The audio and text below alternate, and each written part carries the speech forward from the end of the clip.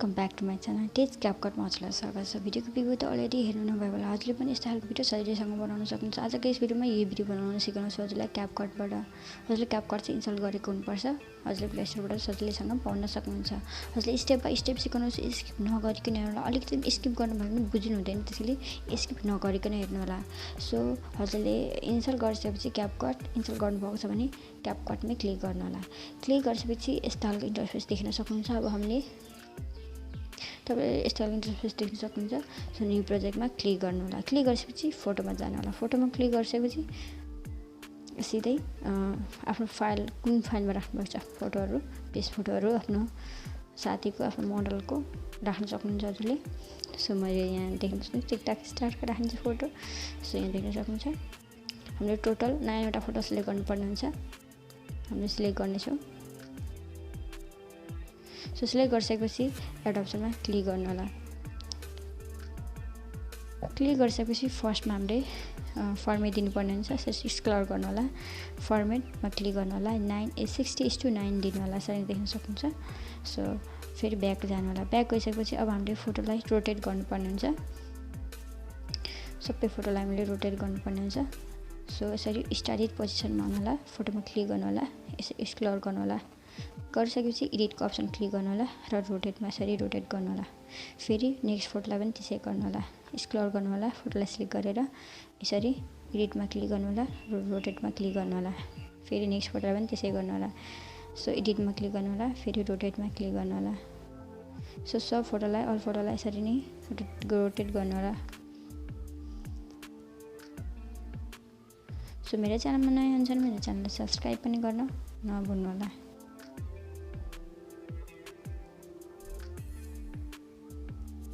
So गरिसकेपछि यहाँ last पोजिसनतिर आउनु होला। लिङ्कलाई चाहिँ डिलिट गरिदिनु होला। डिलिट गरिदिनु होला। फर्स्ट फोटोलाई चाहिँ हामीले ड्युरेसन दिनुपर्ने हुन्छ। अब फर्स्टमा हामीले फोटोलाई फिट गर्नुपर्ने हुन्छ। यहाँ देख्न सक्नुहुन्छ फिट सबै मेरो फिट नै रहेको छ। फिट छैन भने हजुरको फिट गर्न पनि सिकाउँछु। फोटोमा क्लिक गर्नु होला र जुम यसरी जुम गर्नु होला। ठ्याक्कै फिट हुने गरी यहाँ देख्न सक्छु मेरो फिट अहिले यसरी हुन्छ र यसरी ठ्याक्कै फिट गर्नु होला। फिट भएको छ यसरी गर्नु होला। अब हामीले चाहिँ फोटोलाई ड्युरेसन दिनुपर्ने हुन्छ। हामीले यहाँ देख्न सक्नुहुन्छ फर्स्ट फोटोलाई चाहिँ हामीले ड्युरेसन 10.3 सेकेन्ड दिनेछौँ।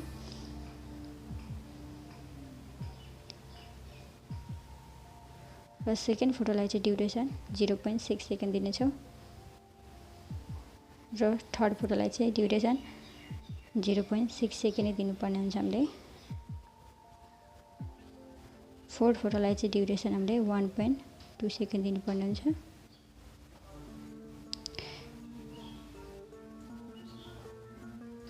र हामीले फिफ्थ फोटोलाई चाहिँ 1.3 सेकेन्ड दिनुपर्ने हुन्छ। र अब हामीले 6 नम्बर फोटोलाई चाहिँ फेरि 1.2 सेकेन्ड दिनुपर्ने हुन्छ। त्यसै गरी 7 नम्बर फोटोलाई चाहिँ 0.6 सेकेन्ड दिनुपर्ने हुन्छ। त्यसै गरी 8 नम्बर फोटोलाई पनि 0.6 सेकेन्ड दिनुपर्ने हुन्छ। र 9 नम्बर फोटोलाई चाहिँ हामीले ड्युरेसन 1.4 सेकेन्ड दिनुपर्ने हुन्छ। सो दिइसकेपछि अब हामी स्टार्टेड पोजिसनमा आउनु होला। स्टार्टेड पोजिसनमा आउनु होला। सो हामीले फर्स्टमा अब हामीले एनिमेसन दिनुपर्ने हुन्छ। फोटोमा क्लिक गर्नु होला। एनिमेसनमा क्लिक गर्नु होला। कम्बोमा जानु होला र यसरी स्क्रल गर्नु होला। स्क्रल गरेर यहाँ देख्न सक्नुहुन्छ स्पेनिङ टप 1 मा यसरी दिन सक्नुहुन्छ। टप 1 मा दिनु होला। सो राइट गरिदिनु होला। गरिसकेपछि नेक्स्ट फोटोमा यसरी जानु होला र फोटोमा नेक्स्ट फोटोमा क्लिक गर्नु होला। 2 नम्बर फोटोमा एनिमेसनमा जानु होला। कम्बोमा जानु होला। गइसकेपछि यसरी स्क्रल गर्नु होला। सेकेन्ड फोटोलाई चाहिँ हामीले एनिमेसन बाइसेक्ट 2 दिनेछौँ। थर्ड फोटोलाई पनि हामीले बाइसेक्ट 2 नै दिनुपर्ने हुन्छ। र फोर्थ फोटोलाई चाहिँ हामीले एनिमेसन ओभल दिनुपर्ने हुन्छ।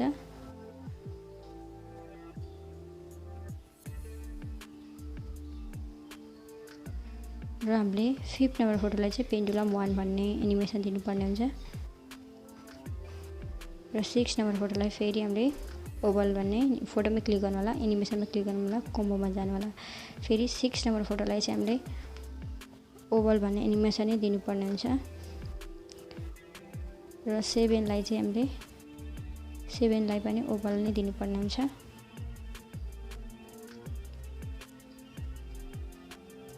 8 लाई पनि ओभलै दिनुपर्ने हुन्छ 9 लाई पनि ओभल नै दिनुपर्ने हुन्छ गरिसकेपछि राइट गर्नु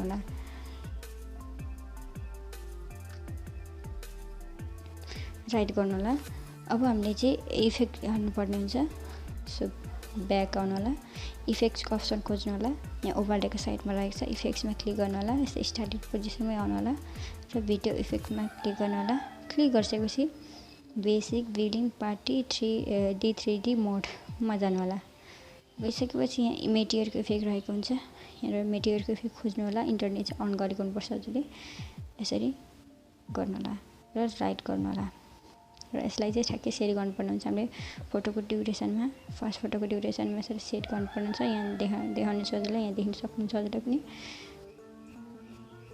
सो गरिसकेपछि यसलाई नै कपी गर्नु होला कपीको अप्सनमा क्लिक गरेर गरिसकेपछि यसरी ट्रिम गर्दै सेकेन्ड फोटोमा हामीले सेट गर्नुपर्ने हुन्छ यसलाई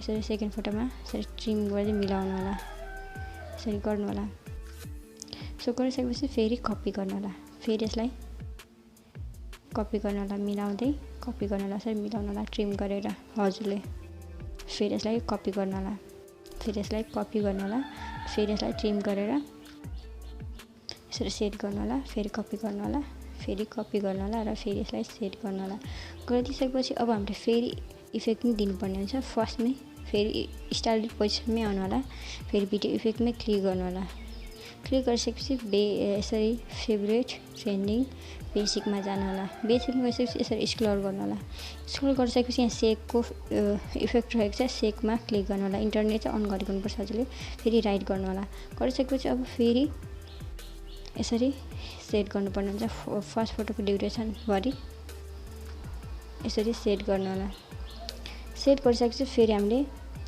सेकेन्ड फोटोलाई पनि दिइसक्यौँ अब फेरि हामीले इफेक्ट नै दिनुपर्ने हुन्छ हामीलाई अब हामीले 5 नम्बर फोटोलाई इफेक्ट दिनुपर्ने हुन्छ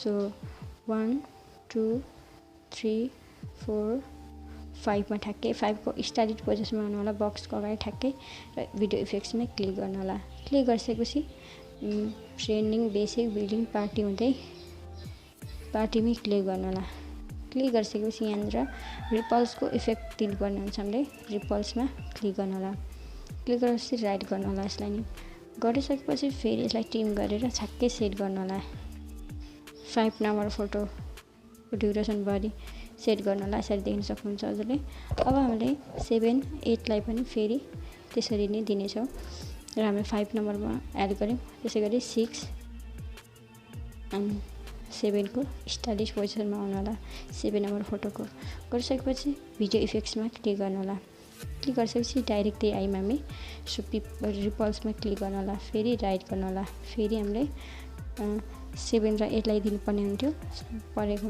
पर्ने हुन्छ सो यसरी ट्रिम गरेर मिलाउनु होला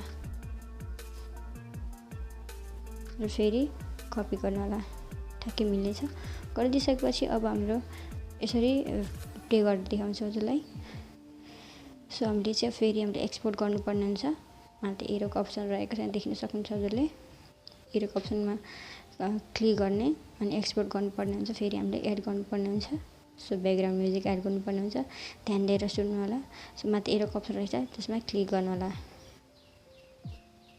सो यसरी एक्सपोर्ट हुन्छ मेरो च्यानलमा नयाँ हुन्छ भने मेरो च्यानललाई सब्स्क्राइब गर्नु होला ताकि यस्तै खालको इन्ट्रेस्टिङ भिडियो हजुरले मिस नहोस् भनेर सजिलैसँग पाउनुहुन्छ र फर्स्टमै पाउनुहुन्छ सब्स्क्राइब गरेर बेल घन्टीलाई दबाउनु भयो भने सो हामीले यहाँ देख्न सक्नुहुन्छ फेरि हामीले एड गर्नुपर्ने हुन्छ यसलाई एक्सपोर्ट गरिसकेपछि स्किप नगरिकन हेर्नु होला स्टेप बाई स्टेप ठ्याक्कै भिडियो अनुसार मिल्नेछ तपाईँको सो गरिसकेपछि यहाँ देख्न सक्नुहुन्छ डनमा क्लिक गर्नु होला। क्लिक गरेपछि फेरि न्यू प्रोजेक्टमै क्लिक गर्नु होला। फेरि भिडियोमा जानु होला। फेरि यहाँनिर अघिको भिडियो कहाँ रहेछ हजुरको भिडियो एड गर्नुपर्ने हुन्छ, एक्सपोर्ट इन्पोर्ट गर्नुपर्ने हुन्छ। अघिको भिडियो सिलेक्ट गर्नु होला। सिलेक्ट गरिसकेपछि एड अप्सनमा क्लिक गर्नु होला। क्लिक गरिसकेपछि फेरि स्क्रल गर्नु होला। सरी फर्मेटको अप्सन खोज्नु होला। फर्मेटमा क्लिक गर्नु होला। फिडमा रहेको छ 9:60 मा राख्नु होला। राखिसकेपछि फेरि ब्याक आउनु होला। ब्याक आइसकेपछि फेरि भिडियो क्लिपमा क्लिक गर्नु होला। फेरि स्क्रल गर्नु होला। फेरि एडिटिङमा क्लिक गर्नु होला र रोटेटमा हामीले 3 टाइम्स क्लिक गर्नुपर्ने हुन्छ। सो 1 2 3 देख्न सक्नुहुन्छ 3 टाइम्स क्लिक गर्नुपर्ने हुन्छ। गरिसकेपछि इन्डिङलाई चाहिँ रिमुभ गर्नुपर्ने हुन्छ। हामीले इन्डिङलाई सिलेक्ट गर्नु होला र डिलिटको अप्सनमा क्लिक गरेर डिलिट गरिदिनु होला। क्लिक गरिसकेपछि अब हामीले ब्याकग्राउन्ड म्युजिक एड गर्नुपर्ने हुन्छ। सो एड अडियोमा क्लिक गर्नु होला। एक्सट्र्याक्टमा क्लिक गर्नु होला। हजुरलाई ब्याकग्राउन्ड म्युजिकको लिङ्क चाहिँ डिस्क्रिप्सनमा राखिदिन्छु। यो भिडियो चाहिँ कम्प्लिट हेरेर डाउनलोड गर्नु होला। सो गरिसकेपछि सिलेक्ट गरिसकेपछि ब्याकग्राउन्ड म्युजिक इनपुट साउन्ड अडियोमा क्लिक गर्नु होला। हाम्रो भिडियो यसरी तयार हुन्छ। सो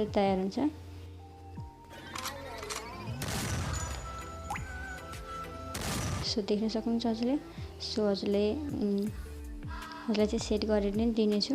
यसो चाहिँ मैले रिमुभ गर्दै गरिसकेपछि हजुरले ग्यालेरीमा सेभ गर्नको लागि चाहिँ माथि एरोको अप्सन देख्न सक्नुहुन्छ, त्यसमा क्लिक गर्नु होला। So thank you so much. Next भिडियोमा भेटौँ होला। लास्ट टाइम वाचिङ गरिदिनु भएको हजुरलाई धन्यवाद।